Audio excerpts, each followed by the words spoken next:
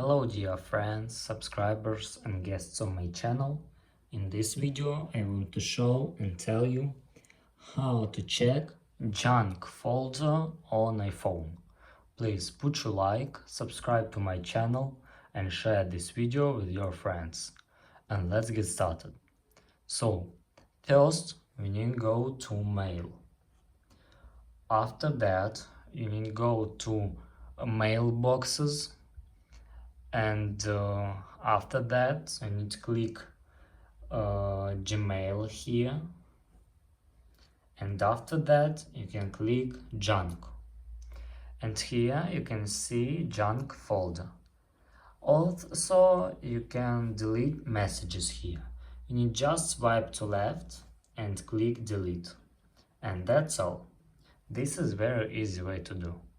If you enjoyed this video and found it helpful, please put your like, subscribe to my channel and share this video with your friends.